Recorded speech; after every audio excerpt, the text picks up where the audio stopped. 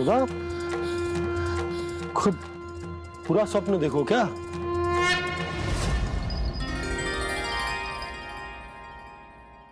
अरे वाकाना, आज तो समय से पहले तैयार होगा तू।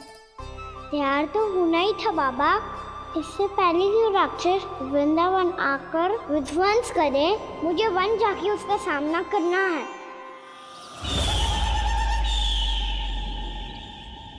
मैया शीघ्र भोजन बांधो, गौचरण के लिए विलंब हो रहा है। ना, आज कहीं ना जाएगा तुम। आज घर पे विश्राम कर। ऐसा क्यों कह रही हो यशोदा? हर बार क्यों का उत्तर देना आवश्यक ना है जी। मैं ना चाहती आज ये जाए, तुझे ना जाएगा बस। और यही क्यों, आज अन्य बालक भी वन में ना जाएंगे गौचारण के लिए। आप गोपो को भेज दो। पर मैया, गौचरण कराना तो मेरा दायित्व है। और तेरी देखभाल करना, तुझे सुरक्षित रखना मेरा दायित्व है। बाबा,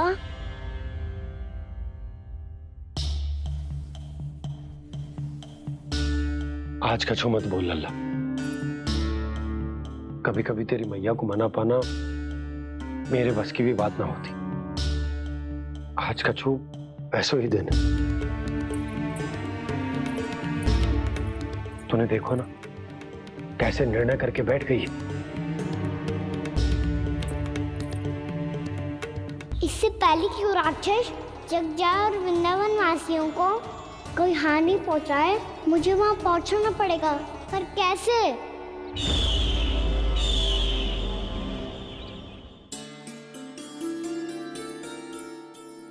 मैया, जाने दो ना तो क्या कहेंगे सब। कान्हा ने दूसरे दिन ही छुट्टी ले ली। जिसे जो कहना है कहे। मेरे लिए तेरी सुरक्षा से अधिक महत्वपूर्ण और कछु ना है। देख लल्ला, ना जाने क्यों मेरा मन कह रहा है कि आज वन सुरक्षित ना है। इसीलिए हट मती कर। आज किसी भी मूल्य पे जाने ना दूंगी तुझे।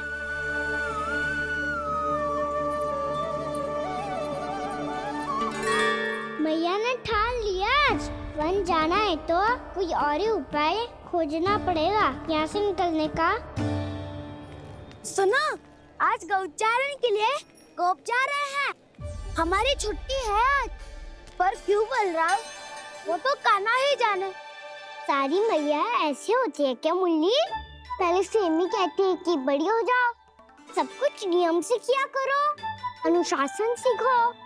सेमी उसे तुड़वा के कहती है आपकी छुट्टी। तू चाहे जितना भी स्वांग कर ले लल्ला, कछु भी कह ले, कछु भी कर ले, मैं तो तुझे बाहर ना जाने दूंगी। वन छोड़, मैं तो तुझे चौबारे तक भी जाने की आज्ञा ना दूंगी आज। चल पी ले अब।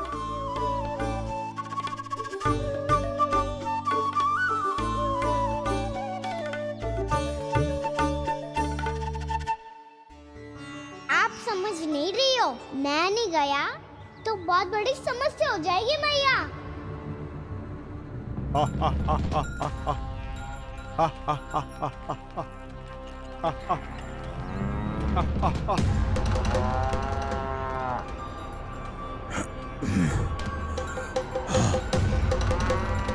दिन निकले पूरे प्रहर बीत गया। इन गोपों में तो कोई भी बालक नहीं है, परंतु कंस ने तो कहा था कृष्ण गोपालक है।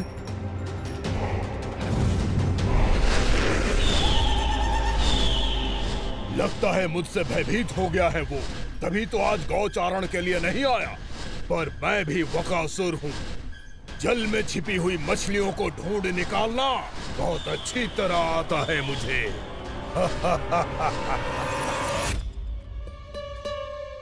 गोप और गैया संकट में है, मुझे शीघ्र ही वहाँ पहुँचने का कोई उपाय खोजना होगा। क्या सोच रहे हो? शीघ्र समाप्त कर। चल सिगरेट समाप्त करके भी क्या करूंगा मैया? आप मुझे कहीं तो जाने ही दूंगी ना। जाके सिखाओं के साथ भी ना खेल सकता। वो तो है, पर मैं भी तो हूँ, मेरे साथ तो खेल सकते हो है ना? सच्ची? सच्ची। जो मैं खेल बोलूंगा वही खेल खेलोगे आप? हाँ आप मिठोली खेलते हैं? बहुत दिन हो गए। ठीक है, पर पहली पट्टी तेरी आंख में बंधेगी लल्ला। मुझे शिकार है। चल पहले दूध समाप्त कर। पूरा समाप्त कर। जे हुई ना बात। आजा खड़ा हो।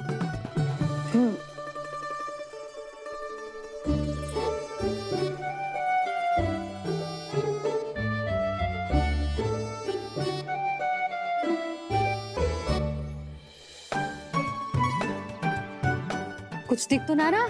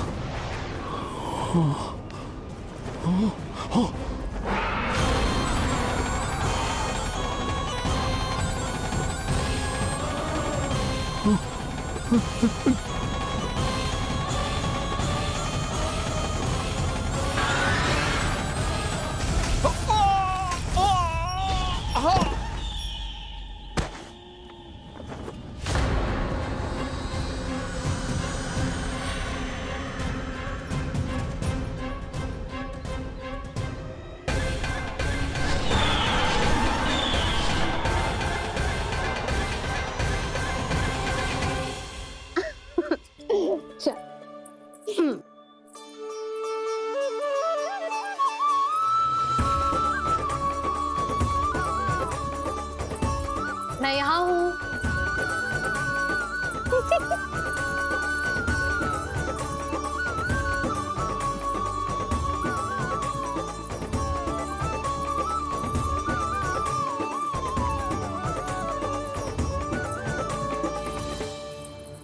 इससे पहले कि वो राक्षस किसी को हानि पहुंचाए, मुझे उस तक पहुंचना होगा।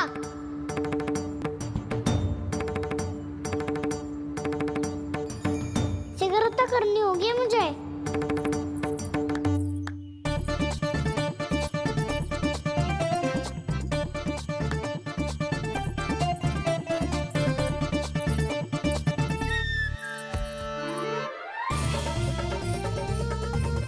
पकड़ लियो मैया, पकड़ लियो। हाँ हाँ पकड़ लियो। पर तू तो अभी वहां था ना, यहाँ कैसे आ गया? आप भी तो वही थी मैया। सिगरेट यहाँ कैसे आ गए? बहाना बनाने से ना बनूंगा मैं। चलो अब आपकी बारी। हाँ हाँ ठीक है।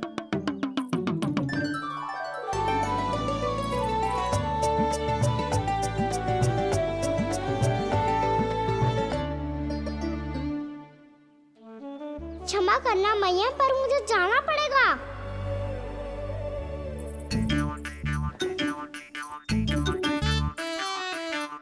मैया पकड़ो मुझे। कहाँ है लल्ला?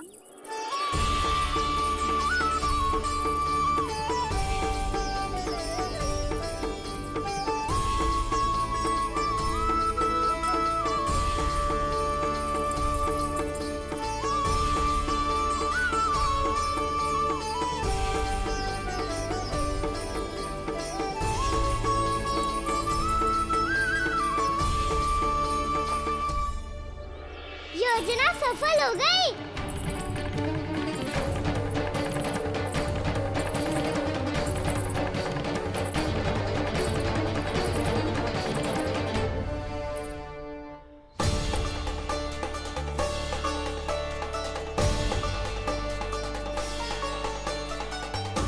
मुझे माफ करना मैया, आपको बिना बताए जाना पड़ रहा है।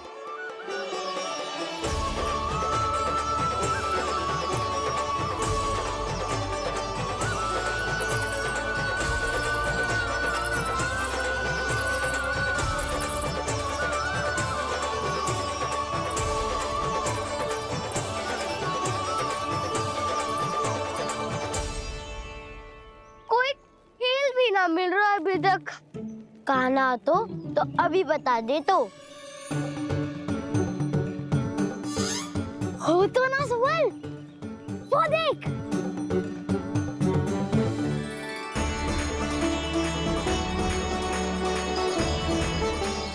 क्या कर रहा है इतनी शीघ्रता में?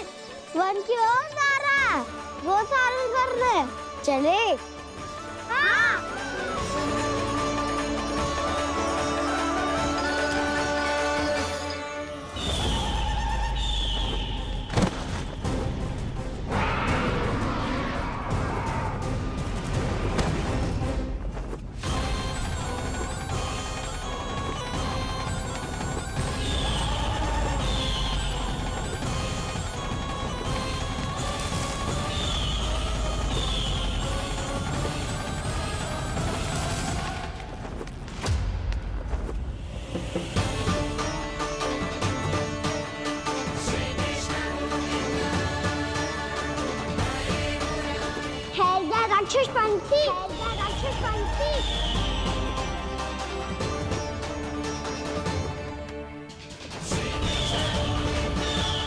गोपालक कृष्ण हूँ मैं, नंदराज का लल्ला, वृंदावन का राजकुमार। मेरे रहते तो मेरी प्रजा को कोई हानि ना पहुंचा सकता। तू है कृष्ण? तुझ पर क्या प्रहार करूं मैं? मुझे तो लगा था विष्णु की तरह तेरे एक हाथ में चक्र होगा, दूसरे में गदा, पर तू तो नन्हा सा बालक है। कोई शक्ति नहीं है तेरे पास और ना ही है कोई अस्त्र या शस्त्र। तेरा सामना करने के लिए मुझे अस्त्र और शस्त्रों की आवश्यकता ना है राक्षस। वकासुर नाम है मेरा, वही वकासुर जो अपनी बहन पूतना की हत्या का प्रतिशोध लेने आया है।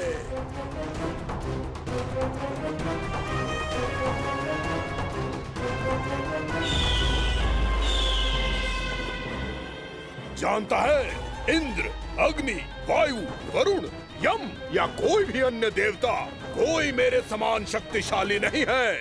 और तू, मुझ जैसे पर्वत के सामने एक तिनके जैसा तू करेगा मेरा सामना? तू रोकेगा मुझे? बस एक ही प्रहार में तुझे अपना आहार बना लूंगा मैं। छोटा चना बाजेगा ना। धमकियां देने से युद्ध नहीं जीते जाते बदकसूर। जो कार्य हो करके दिखाओ।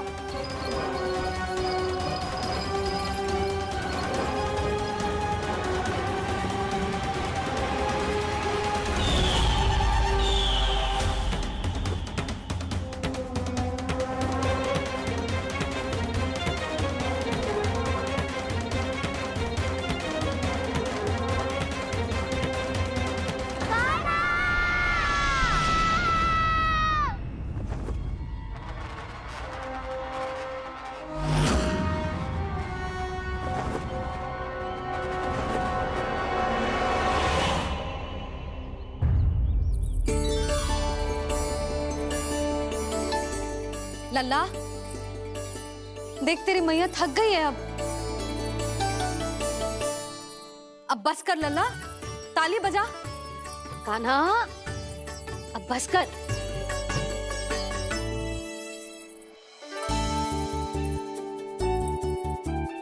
ताली बजा, ताली बजा, कोई संकेत तो दे। बता कहाँ है तू? पकड़ लिया।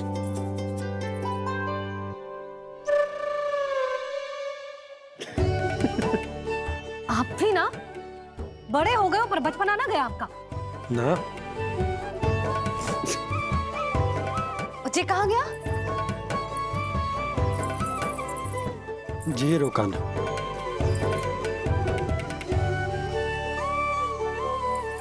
फिर से मेरे साथ छल करके भाग गए, और गए हो कहाँ? नंदराज, नंदराज, भानु, वो पंछी, राक्षस पंछी, बहुत बड़ा पंछी। भानु, राक्षस राक्षस। भानु क्या क्या होगा? तुम बैठो। यशोदा जल लेकर आओ, बैठो।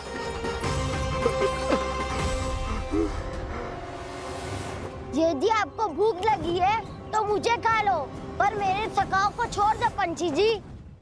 आप मुझे ही खा लो, लेकिन कान्हा को छोड़ दो।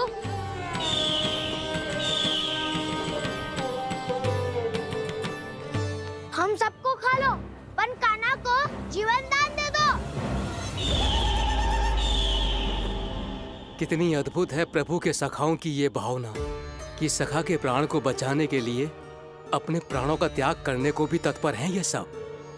देवराज, वैसे तो प्रभु क्षण भर में सब कुछ संभाल सकते हैं, पर हमें अपना कर्तव्य निभाना होगा। प्रभु की सहायता हमें करनी होगी। हाँ देवराज, प्रभु की सहायता करनी चाहिए हमें।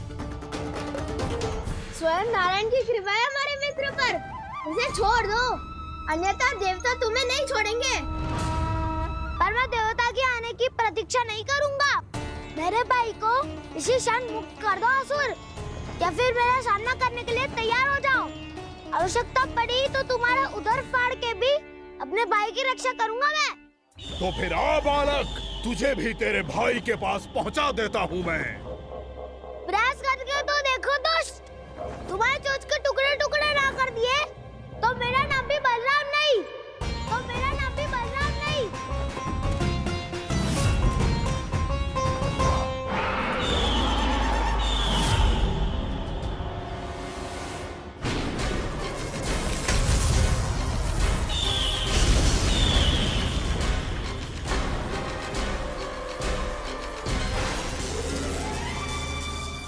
तेरी प्रार्थना स्वीकार हो गई मधु।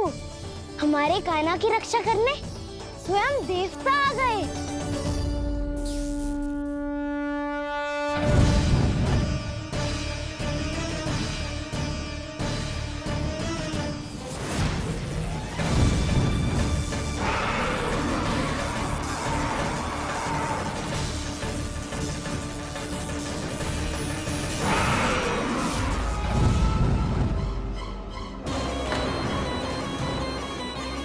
बस करो इंद्र, अपने वज्र का प्रयोग मत करो। तुम्हारे प्रहार से मुझे गुदगुदी हो रही है।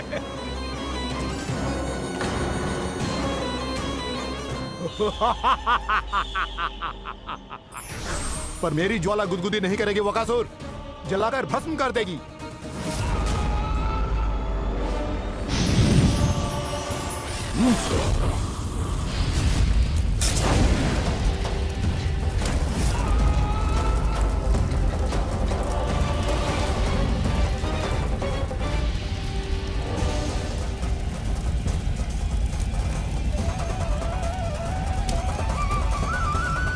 क्या बहुत बड़ो? बहुत बड़ा पंछी। पंछी? बहुत बड़ा पंछी। पंछी नहीं, वो राक्षस कान्हा को निगल गया। हाँ?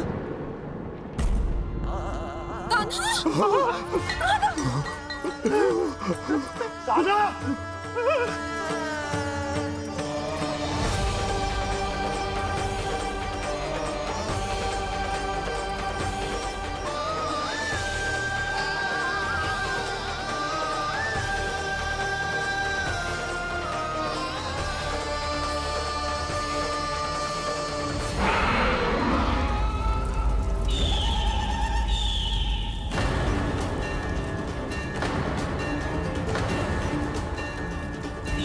मेरे उदर की जठराग्नि भी तुम्हारी ज्वाला से अधिक तीव्र है अग्निदेव।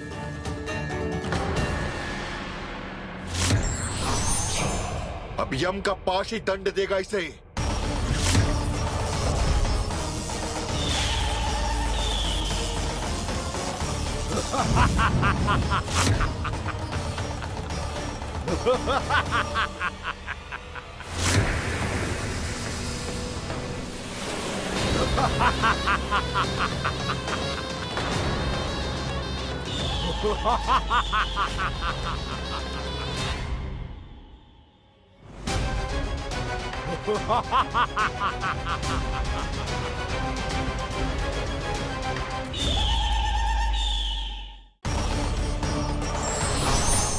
अब यम का पास ही दंड देगा इसे।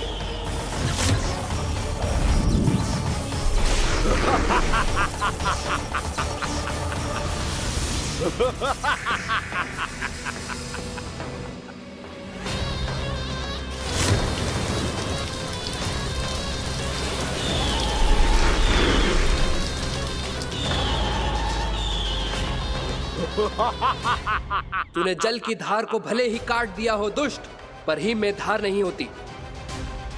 अब मेरी हिम शक्ति तुझे जमा कर नष्ट कर देगी।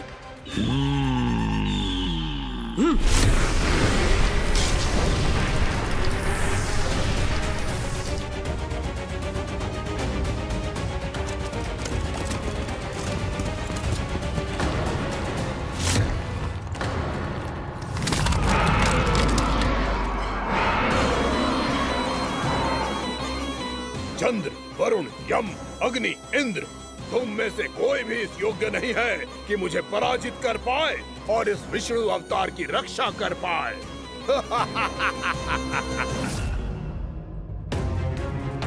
इस असुर को तो देवता कुछ ना बिगाड़ पा रहे हैं।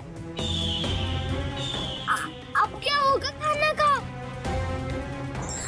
बकासुर, मैं अपनी किरणों की ताप से तुझे छल्दी छल्दी कर दूंगा।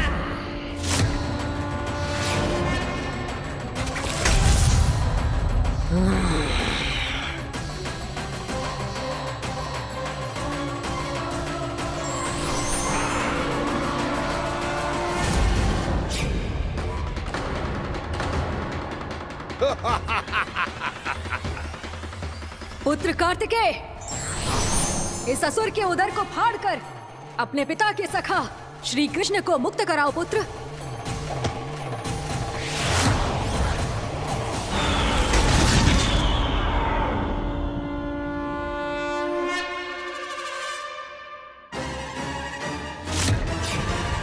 मैंने कहा था, तुम में से कोई भी मेरा बाल भी बांका नहीं कर पाएगा। तुम देवताओं का तो सामर्थ्य ही क्या, स्वयं देवों के देव महादेव भी मेरा कुछ नहीं बिगाड़ पाएंगे। कृष्ण को अपने उदर में ही बचा जाऊंगा मैं।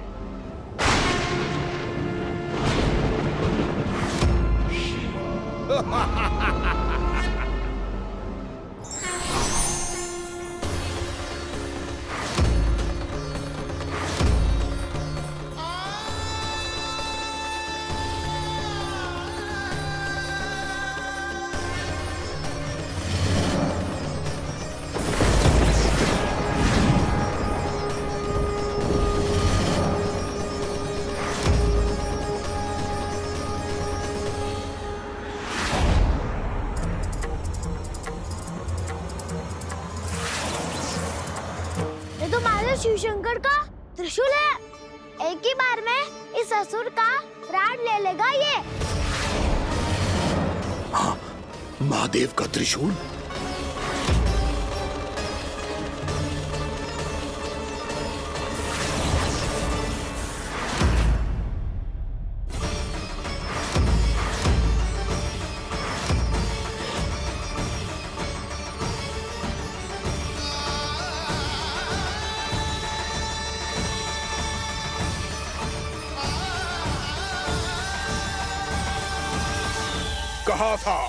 कहा था मैंने, स्वयं महादेव भी मेरा कुछ नहीं बिगाड़ सकते। अजय हूं मैं, अजय।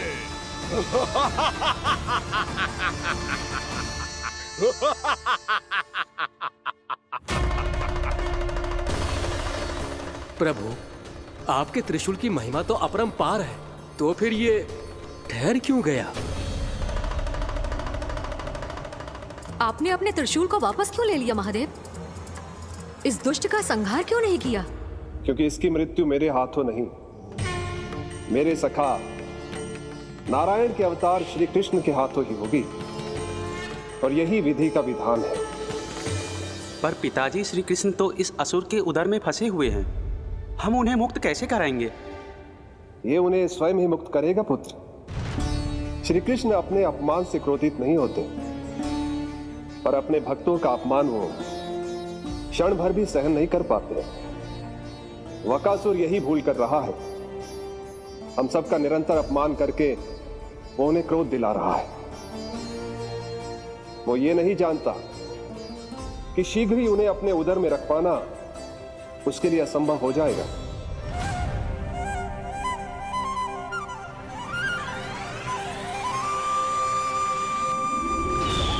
क्या हुआ महादेव? पराजित होकर भी मुस्कुरा रहे हैं। पर अब तो महादेव कहलाने के भी योग्य नहीं रहे आप। असफल देवताओं की इस अयोग्य सेना को लेकर चले जाइए यहाँ से। ना ये मेरा सामना कर सकते हैं और ना ही आप। मेरी शक्ति के सामने आप अक्षम हैं महादेव।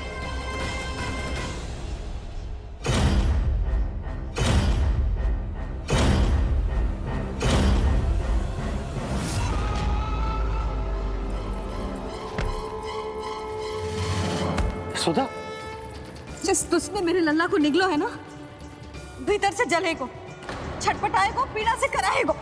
जिस दुष्ट ने मेरे लल्ला को निगलो है ना, भीतर से जलेगो, छटपटाएगो, पीड़ा से कराएगो। ये क्या हो रहा है मुझे?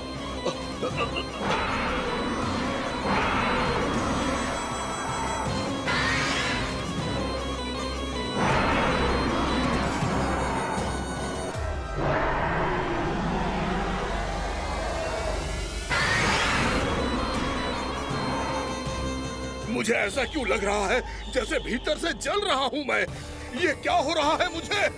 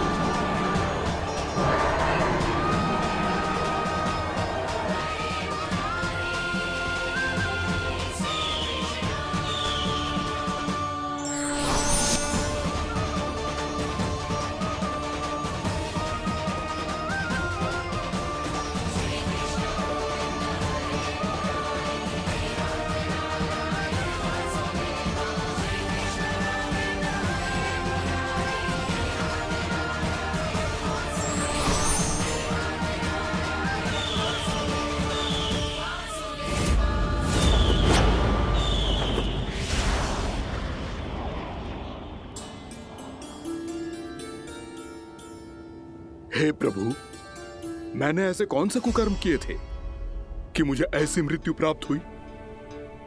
और ऐसे कौन से सुकर्म किए थे? क्या आपके हाथों से मुझे मोक्ष प्राप्त हुआ है प्रभु? में स्मरण करो, हे गिरीश की पुत्र वक्कासुर। स्मरण करो, कैसे अपने पिता की तरह अभिमान से भरे हुए थे तुम। स्मरण करो, कैसे हमें पराजित करने के लिए पूरी सृष्टि को संकट में डाल दिया था तुमने, और हमें विवश होकर पराजय स्वीकार करनी पड़ी थी। स्मरण करो, कैसे तुमने देवराज इंद्र का छत्र चुरा लिया था। पर यह सब भी पर्याप्त नहीं था वकासुर। तुम्हारे पापों का घड़ा तब भरा था जब तुमने देवी गंगा के जल में साधना करते हुए जजाली मुनि की तपस्या में व्यवधान डाला था।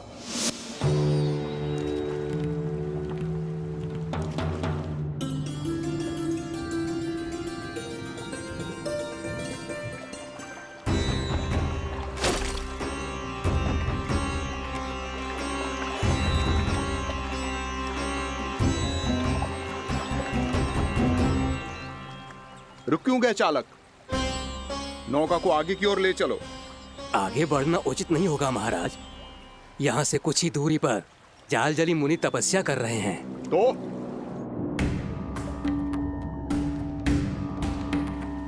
मेरे मत्स्य आखेट के क्षेत्र में इसने तपस्या करने की भूल की है। मेरे ही राज्य में मेरा कोई क्षेत्र मेरे लिए वर्जित हो, यह मुझे स्वीकार नहीं है। आपने पर्याप्त मत्स्य आखेट कर लिया है महाराज। यदि तुम इन मछलियों का आहार नहीं बनना चाहते हो, चुपचाप मेरी आज्ञा मानो। क्षमा, क्षमा महाराज।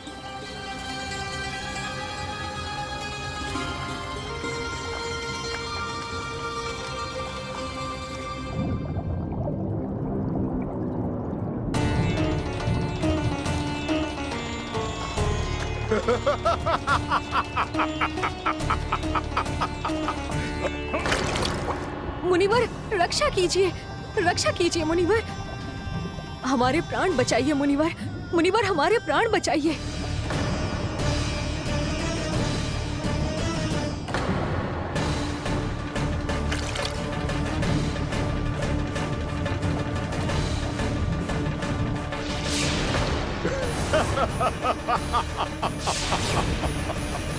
ठहर जाओ असुरराज, इन मछलियों को हानि ना पहुंचाओ। क्यों मुनि? अब मछलियां पकड़ने के लिए मुझे तुमसे आज्ञा लेनी पड़ेगी। तुमने तपस्या करने से पहले किससे आज्ञा ली थी? मां गंगा से, इस जल में रहने वाली सभी मछलियों से। इस उपकार के बदले इन सभी मछलियों को रक्षा करने का वचन दिया था। इसीलिए असुरराज, मैं शांति से कह रहा हूं, इस स्थान को अशुद्ध ना करो। चुपचाप यहां से चले जाओ, नहीं तो इसका परिणाम अच्छा नहीं होगा।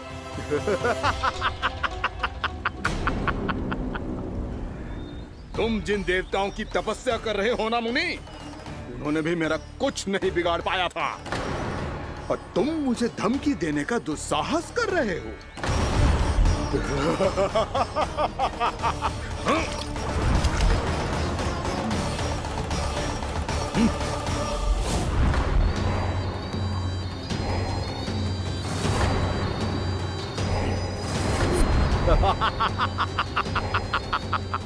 मूर्ख, विचारों से तो तू राक्षस है ही, और स्वभाव से उस बगुले की तरह है जो भूख ना होने पर भी उन निर्दोष मछलियों को आहार बनाता रहता है। इसलिए अभी इसी क्षण से तू वकुला का जीवन जिएगा। ये मेरा श्राप है, ये मेरा श्राप है।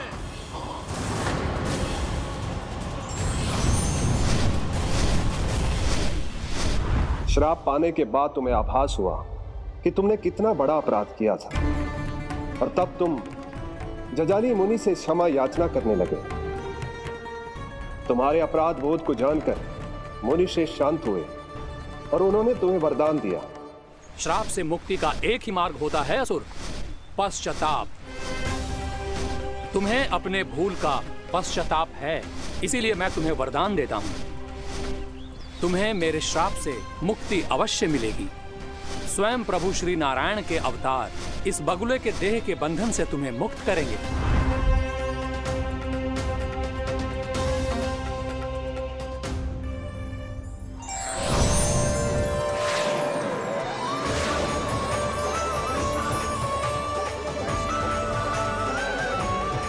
प्रणाम स्वीकार करें प्रभु।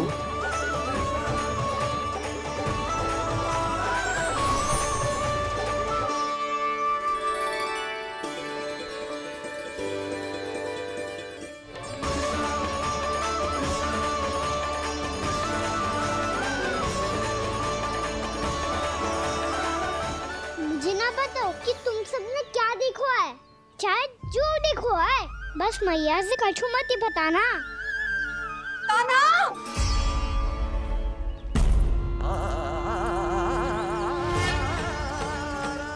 कान्हा! मेरा लल्ला!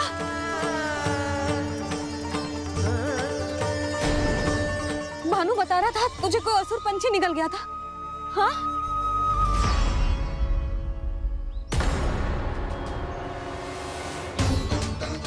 हे नारायण, ये क्या है?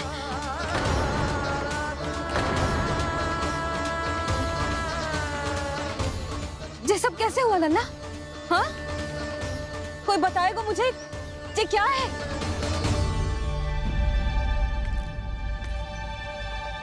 श्रीधामा, मधुमंगल, चिची को सब कुछ बता दो। ये असुर पक्षी मुझे निगलने वाला था रानी भाभी, तभी अंतिम क्षण में कान्हा ने आके मुझे बचा लियो। और ये असुर पक्षी ने कही कि यह है वृंदावन का राजकुमार, नंदराज का लल्ला। इसके होते कोई भी वृंदावन वासियों को हानि ना पहुंचा सकते। रानी भाभी, कान्हा ने अपने प्राणों की चिंता ना करी और इस क्रूर राक्षस से भिड़ गयो और इस राक्षस पक्षी ने इसे निगल लियो। इतना पर्याप्त है भोला काका, सब कुछ बताने की आवश्यकता नहीं है। ये सब देख के सारी बालक मंडली इतनी व्याकुल हो गई कि सबने अपने प्राण अर्पित कर दिए और इस असुर पक्षी से कहे कि हमें खा लो और हमारे सखा को छोड़ दो। इन बालकों का पराक्रम देख के सभी देवतागण यहाँ आ गए और उनके हृदय भी पिघल गए और उन्होंने इस राक्षस पक्षी से युद्ध करके इसे मार गिराया। देवताओं के राजा इंद्र के वज्र का प्रहार तो मैंने अपनी आंखों से देखा है ताई जी। और फिर उसके बाद अग्निदेव ने अग्निवस्त्र का प्रहार किया। जय ना काकी, वरुण देव, कार्तिकेय, यमदेव सबने मिलके युद्ध किया इस राक्षस से। कहा था अभी मत बोलना। अरे सब मिलके फंसा दोगे मुझे। सर माँ भद्रकाली, हम आदे शिव शंकर भी आए थे छोटी माँ। जाओ आप भी। बाबा साईता, मुझे लगता है कि ये कान्हा भी इन्हीं देवताओं में से एक है। संभव तो है चीची। स्मरण है, पूतना और तृणावर्त के आक्रमण के समय भी ऐसा ही हुआ था। सभी राक्षस मारे गए थे, पर अपने कान्हा को एक खरोच तक न आई थी। हाँ जीजी, मुझे लगता था कि श्री नारायण की विशेष कृपा है हमारे कान्हा पे, पर अब तो देख के लग रहा है कि हमारा कान्हा ही स्वयं श्री नारायण है। या फिर उनका अवतार है ये। अरे बस करो तुम सब, ऐसा कछु ना है। अरे जितनी बात सुनी है उससे तो यही लग रहा है कि कान्हा देवताओं और असुरों की युद्ध के बीच में फंस गया था। उसका इस सब से कोई लेना देना ना है। तो फिर इसके तन पे एक भी खरोच क्यों ना आया नंदराज? हाँ,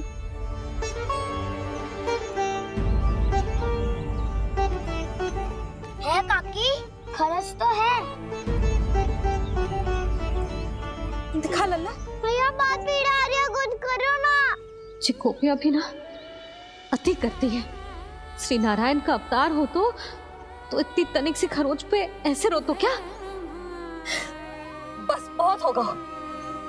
अब तो तुम सबने सीमा ही पार कर दी है। कभी से श्री नारायण बुलाते हो, कभी श्री नारायण का अवतार। तनिक कछु हो ना जाता है कि तुम सब कहानियां बुनने लगती हो। जे बस साधारण सा बालक है, मेरा लल्ला है जे भगवान मत ही बनाओ।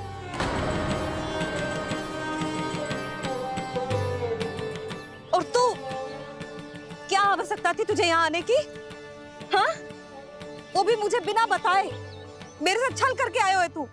अब तू घर चल, ऐसा दंड दूंगी ना कि मैया बहुत पीड़ा हो रही है, मैया बहुत पीड़ा हो रही है मैया। हाँ नन्ना, तू घर चल, मैं तुझे औषधि लगा दूंगी, हल्दी का लेप लगाऊंगी ना, झट से ठीक हो जाएगा। चल चल।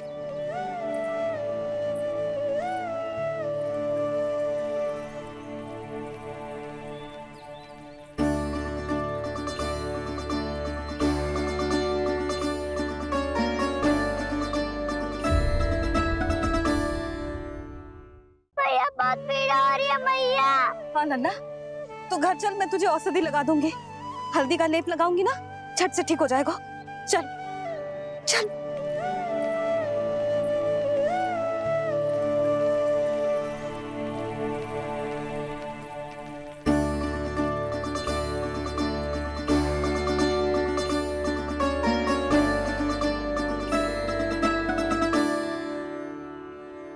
बस लल्ला बस, रो मत।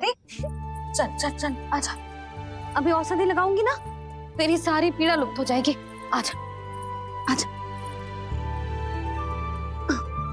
बैठ जा लल्ला। अभी आई मैं। हाँ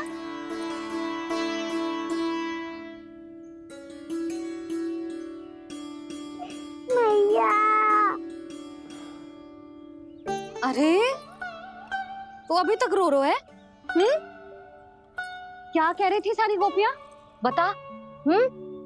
के मेरा लल्ला श्री नारायण का अवतार है, दिव्य है, भगवान है, और जो भगवान इतनी छोटी सी चोट पे रोते हैं क्या? इतनी तो लगी भी ना है तुझे जितना तो तू आ ऊ कर रो है।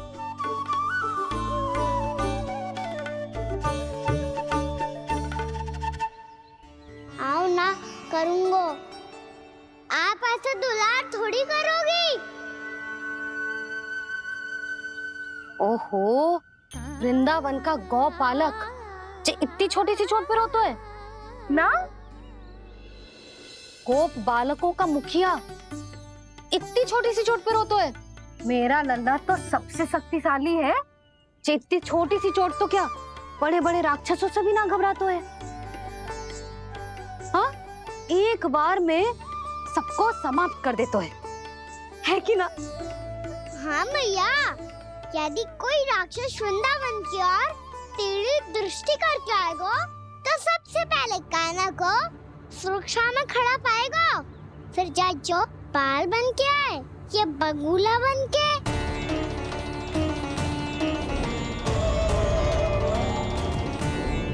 ना लल्ला, सोचो भी मती, वृंदावन की सुरक्षा करना तेरा दायित्व ना है।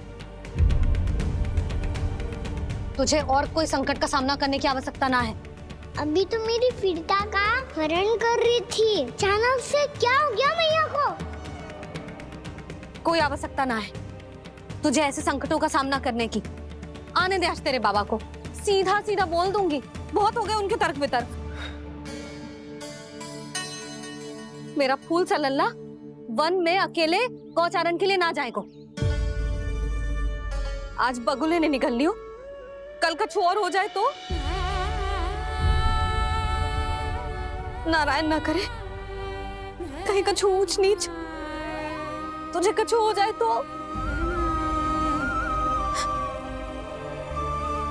मैं तो जीते जी मर जाऊंगी।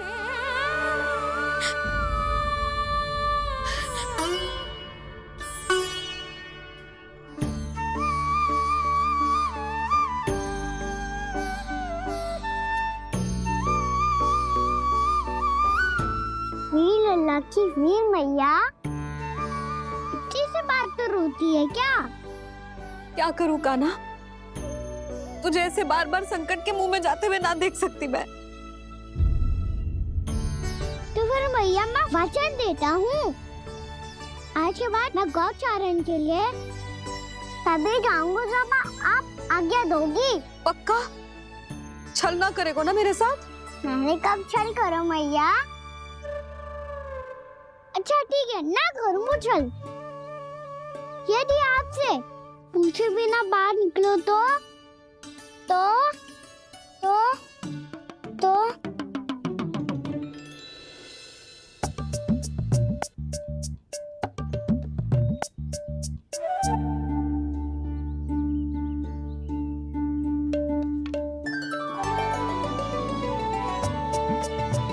ये रही आपकी छड़ी और ये रही मेरी पीठ। चेक बिना तापर तोड़। ठीक है, जब तूने अपना दंड निर्धारित कर ही लियो है तो सोच ले, अब अगर तूने मेरी बात ना मानी तो तोड़ तोड़ छड़ी पड़ेगी, समझ आई?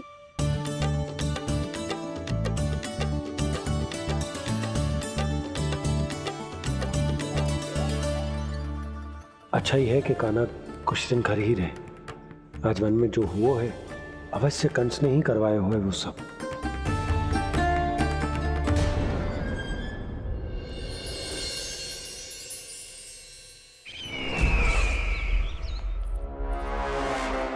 आपका ये धनुष तो सबसे अधिक शक्तिशाली था महाराज, ये कैसे टूट गया? कहीं ये बकासुर की पराजय का संकेत तो?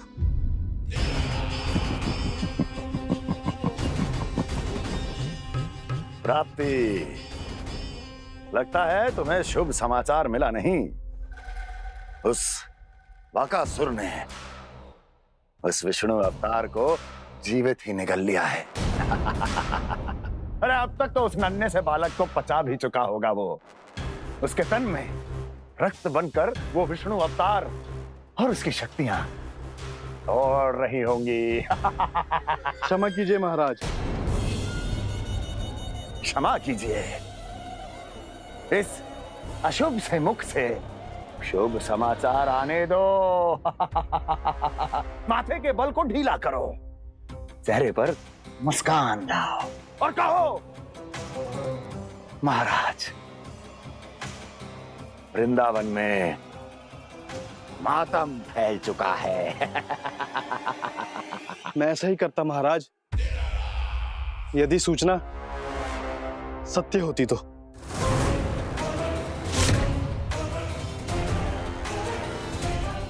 कहना क्या चाहते हो?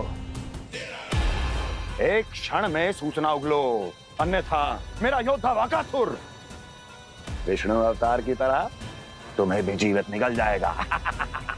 आने दो। बकासुर मारा गया महाराज, बकासुर मारा गया महाराज, बकासुर मारा गया महाराज। बकासुर मर चुका है? असंभव। असंभव। बकासुर ने उस बालक को निगल तो लिया था, पर उसकी सुरक्षा करने के लिए सभी देवता वहां प्रकट हो गए, पर फिर भी कोई बकासुर का सामना नहीं कर पाया। और फिर क्या हुआ? वो बालक स्वयं ही बकासुर के उदर से बाहर आ गया और उसकी चोंच तोड़कर उसकी हत्या कर दी।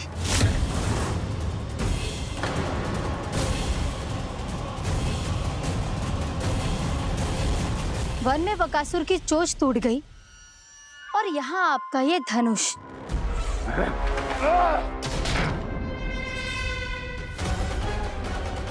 केवल नहीं टूटा तो आपका ये भ्रम महाराज।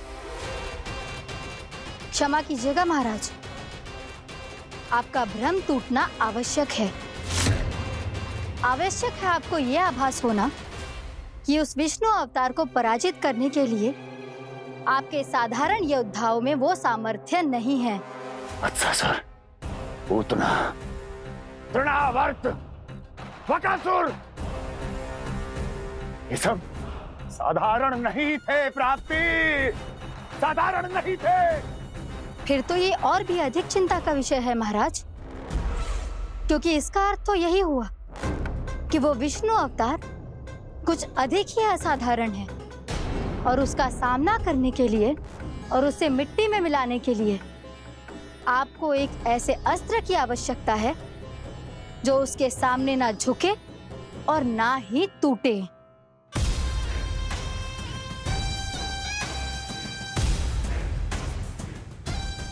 तो फिर मैं ऐसा ही अस्त्र ढूंढूंगा, चाहे आकाश पाताल एक क्यों ना करना पड़े मुझे, 10 दिशाएं 14 भुवन क्यों ना नापने पड़े मुझे, मैं उस असतर को अवश्य ढूंढ निकालूंगा जो उस विष्णु अवतार के प्राणों की डोरी इस धनुष की तरह तोड़ सके।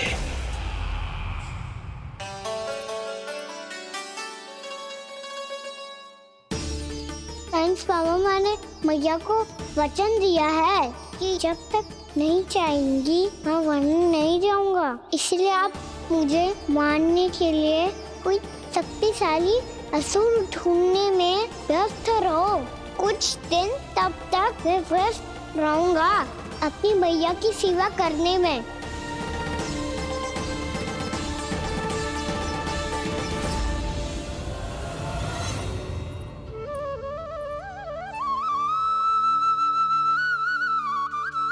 लो मैया, तुलसी जी को चढ़ाने के लिए जल।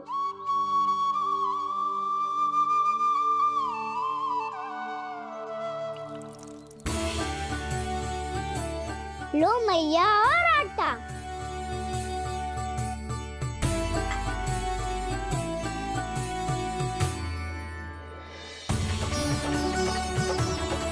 लो मैया, बेलन।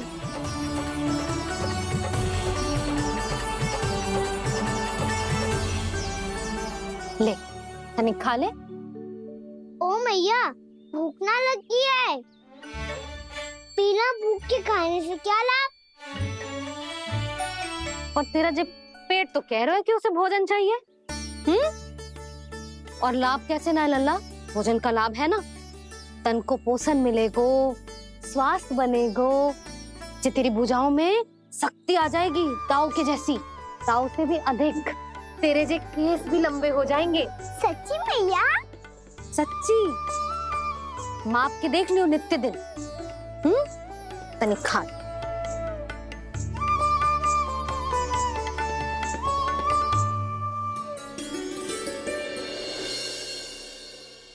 मान के मैया का कहना, छक के भोजन खाते हैं,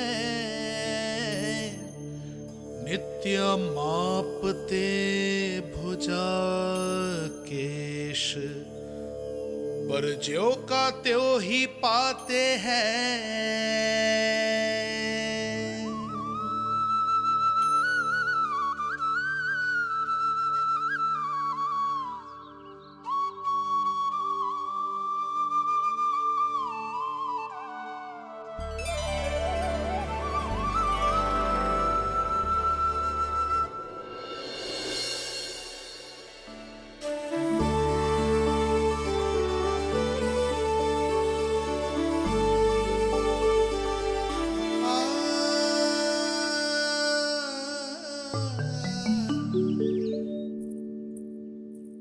ले लल्ला, फल खा ले।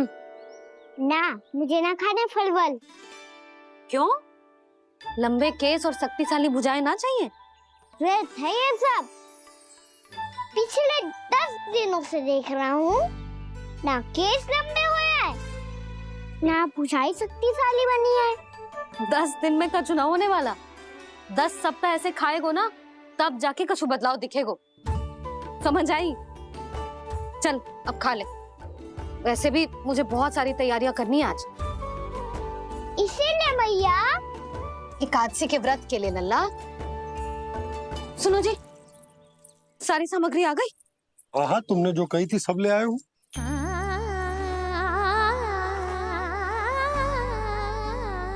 इसमें नारियल तो है ही ना, उसके बिना मैं एकादशी की पूजा कैसे करूंगी?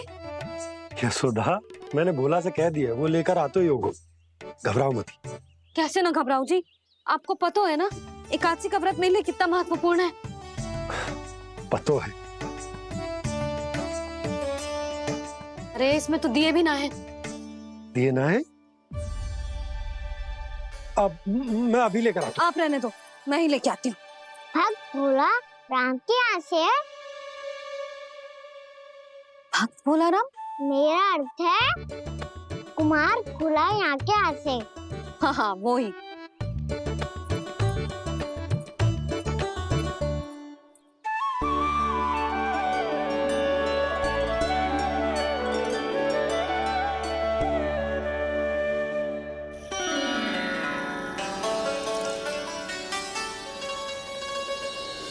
श्री हरि, श्री हरि, मेरे श्री हरि।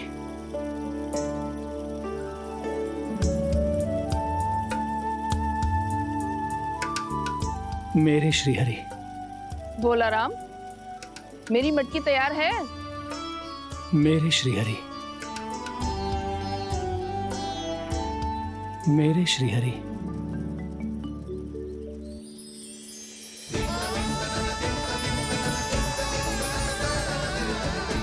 भोला राम,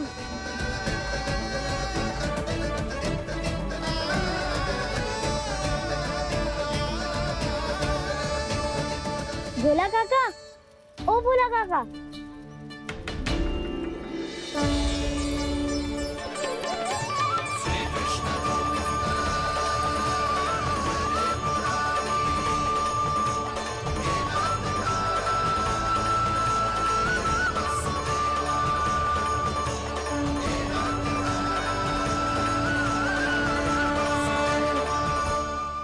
अरे श्री हरि प्रसन्न हो गए।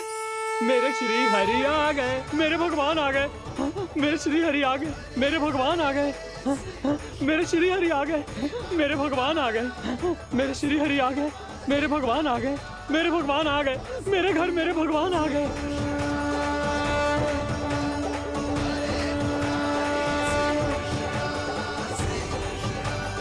मेरे घर आ गए, मेरे श्री हरि आ गए। हाँ, मेरे श्री हरि आ गए। ये तो बावले थे ही, अब बालकन को भी साथ में मिला लिए। उज्जवल क्या कर रहा है? अरे ठहर जा भोला।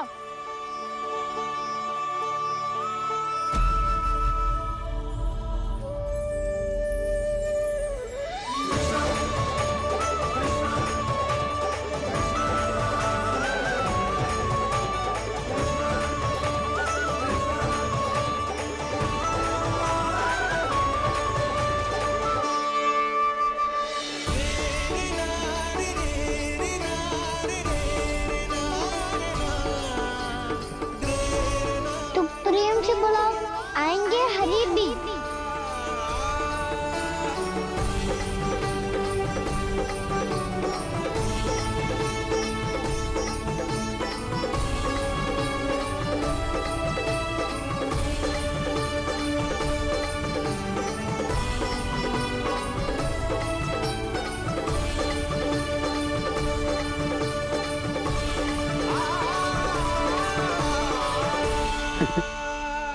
क्या वो गाना?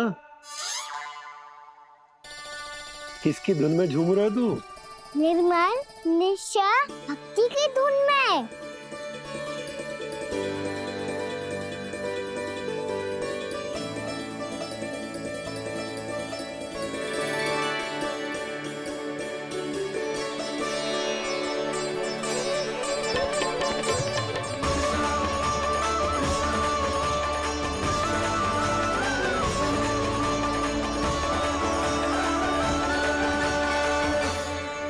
अरे क्या हो गया इन्हें?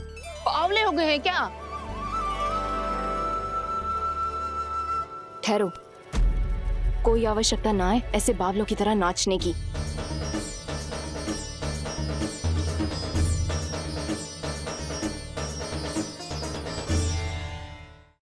जे बावले ना है मौसी, भक्ति में रम गए हैं। बस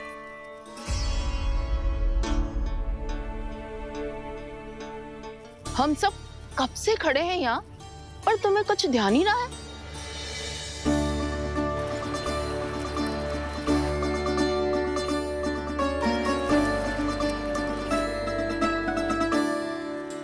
नाच गाने में ऐसे मगन हुए कि हमें देखा भी ना।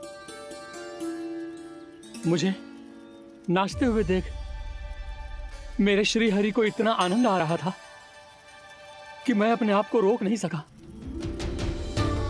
और वैसे भी मेरे जन्म का एकमात्र उद्देश्य है श्री हरि की सेवा करना, श्री हरि को प्रसन्न करना। तुम बावले हो भोला राम, या हमें बावला बना रहे हो? श्री हरि और तुम्हें देख रहे हैं? हाँ, अभी वो यहीं थे, देख रहे थे। भोला काका, आपने भी ना अति कर दी। अब हमें भी बताओ तनी, कहाँ थे श्री हरि?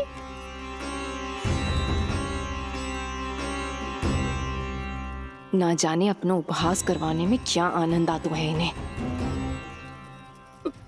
देखो, अब तुम सच मानो या झूठ, लेकिन हमरे श्री हरि यहीं थे, इसी चाक पर अभी। हाँ, लो सुन लो इस मूर्ख की बात। श्री हरि को और कोई स्थान ना मिलो जो इसके मिट्टी के चाक पे आकर बैठेंगे। श्री हरि को और कोई स्थान ना मिलो जो इसके मिट्टी के चाक पे आकर बैठेंगे। श्री हरि को और कोई स्थान ना मिलो जो इसके मिट्टी के चाक पे आकर बैठेंगे। जैसी मैया भैंसो ही लल्ला, दोनों का कुछ पता ही ना चलतो, कब किस बात पर प्रसन्न हो जाए और किस बात पर रुष्ट। अरे मैं भला असत्य क्यों बोलूंगा? अभी अभी यही थे श्री हरि। हाँ,